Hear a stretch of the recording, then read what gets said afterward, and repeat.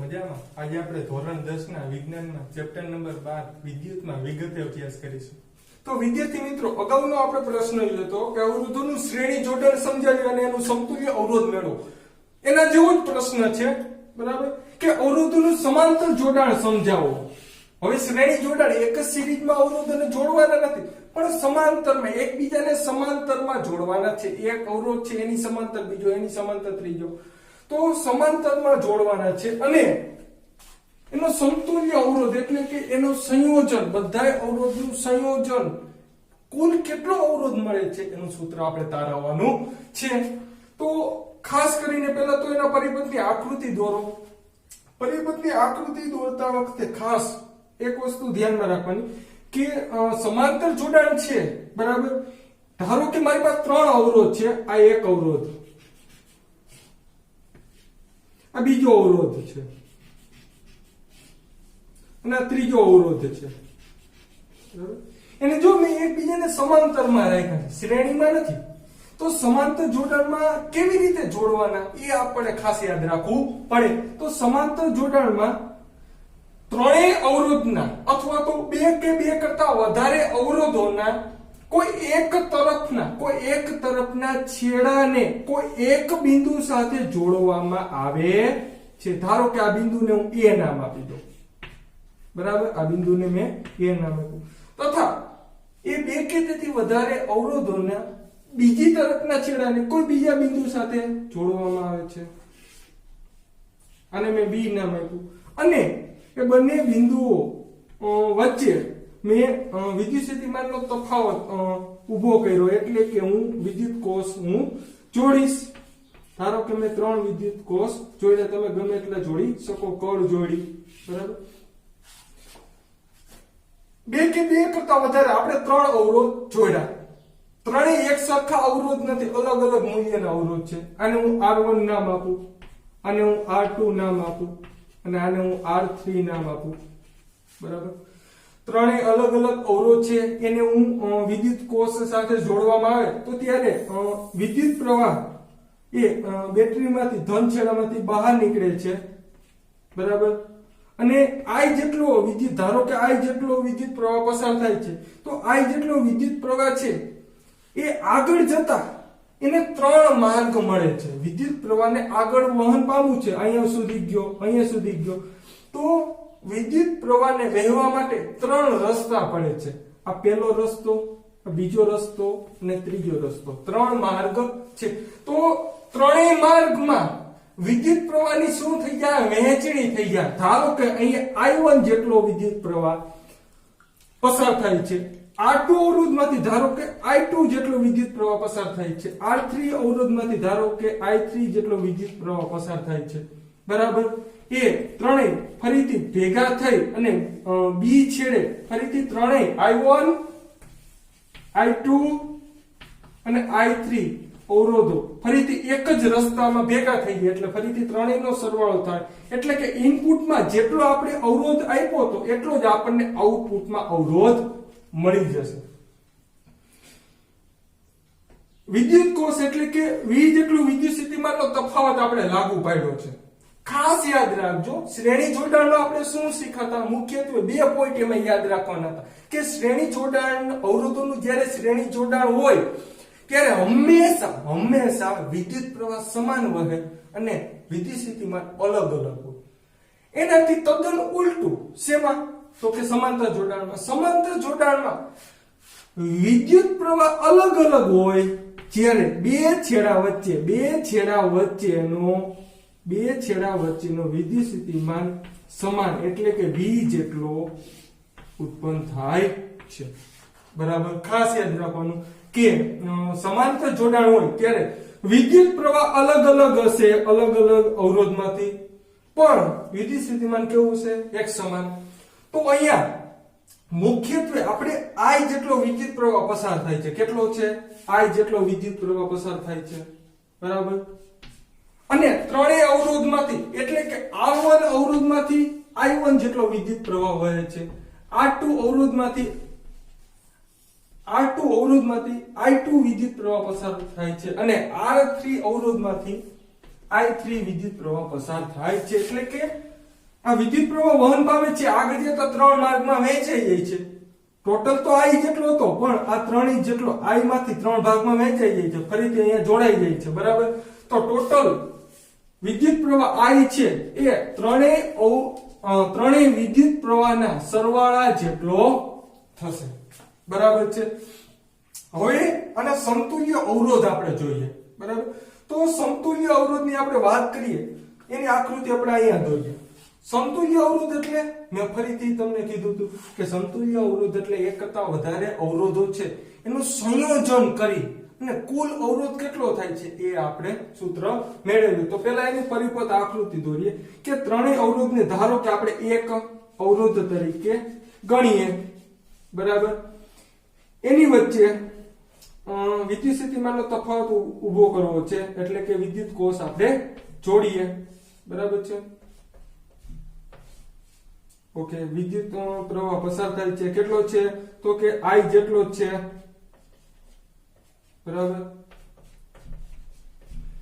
સમતુલ્ય અવરોધ પણ આ સમાંતર જોડાણ છે તો સમાંતરને અંગ્રેજીમાં પેરેલલ કહેવાય તો પેરેલલ નો પહેલો અક્ષર છે P એટલે કે સમતુલ્ય અવરોધને આપણે Rp તરીકે ઓળખીશું બરાબર Rp અવરોધ છે V જેટલો વિદ્યુત સ્થિતિમાનનો તફાવત લાગુ પાડ્યો છે અને I જેટલો પ્રવાહ પસાર થાય છે તો ઓહમના નિયમ પ્રમાણે આમાંથી વહેતો વિદ્યુત પહેલા તો ઓહમના નિયમનું સૂત્ર યાદ કરો V બરાબર IR છે બરાબર અત્યારે સમતુલ્ય અવરોધની વાત કરીએ છીએ તો V બરાબર IRP અવરોધ તરીકે RP લઈએ બરાબર તો અહીં I ને કરતા બનાવો તો I ને કરતા બનાવશો તો V ના છેદમાં RP એટલે કે સમતુલ્ય અવરોધમાંથી વહેતો વિદ્યુત પ્રવાહનું આપણને સૂત્ર મળ્યું તો એવી જ રીતે આ દરેક અવરોધમાંથી વહેતો વિદ્યુત પ્રવાહનું સૂત્ર મળી જાય ધારો કે R1 અવરોધમાંથી વહેતો વિદ્યુત પ્રવાહ એટલે કે આ સૂત્રને ધ્યાનમાં રાખીએ V બરાબર IR આ સૂત્રને ધ્યાનમાં રાખો તો I1 માંથી વહેતો વિદ્યુત પ્રવાહ V ના છેદમાં R1 I2 વિદ્યુત પ્રવાહનું સૂત્ર શું મળે V ના છેદમાં R2 I3 નું સૂત્ર શું મળે V ના છેદમાં R3 જો અહીંયા જોઈ શકાય કે ત્રણેયનો વિદ્યુત સ્થિતિમાનનો તફાવત એક સમાન છે પણ ત્રણેયમાં વિદ્યુત પ્રવાહ કેવો છે અલગ અલગ એનું કારણ શું છે જોડાણ કેવું છે સમાંતર જોડાણ તો આ ત્રણેયની કિંમત અને સમતુલ્ય અવરોધ I ની કિંમત આપણે આ સમીકરણ 1 માં મૂકીએ તો સમતુલ્ય કુલ વિદ્યુત પ્રવાહ I બરાબર શું આપણને મળ્યું તો એની જગ્યાએ મૂકી દો V ના છેદમાં RP I1 ની જગ્યાએ V ના છેદમાં R1 V ના છેદમાં R2 અને V ના છેદમાં R3 બરાબર જમણી બાજુ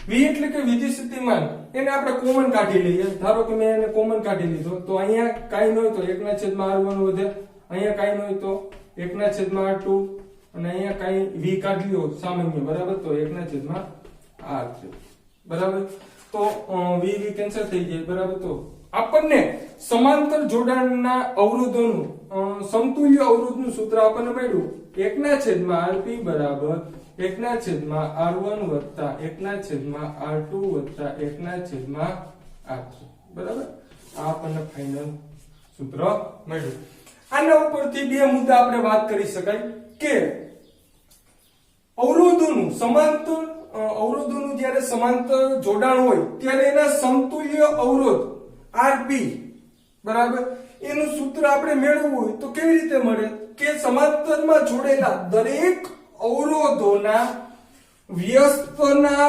સરવાળાનું જે આપણને સૂત્ર મળ્યું એ સમાંતર એટલે કે સમતુલ્ય અવરોધનું સૂત્ર મળે એટલે કે તમે આ રીતે પણ કહી શકો કે સમતુલ્ય અવરોધના વ્યસ્ત એ સમાંતરમાં જોડેલા દરેક અવરોધના વ્યસ્તના સરવાળા જેટલો હોય છે કોણ તો કે સમાંતરમાં જોડેલા સમતુલ્ય અવરોધ બીજો મુદ્દો તમે કહી શકો કે જ્યારે સમતુલ્ય અવરોધ RP છે એ દરેક અવરોધના નાનામાં નાના અવરોધ કરતા પણ આનું મૂલ્ય નાનું હોય છે હવે પ્રશ્ન છે કે અવરોધોના સમાંતર જોડાણની લાક્ષણિકતા, અવરોધોનું સમાંતર જોડાણ અને એની લાક્ષણિકતા. તો ટોટલ શ્રેણી જોડાણની જેમ જ 4 લાક્ષણિકતા છે.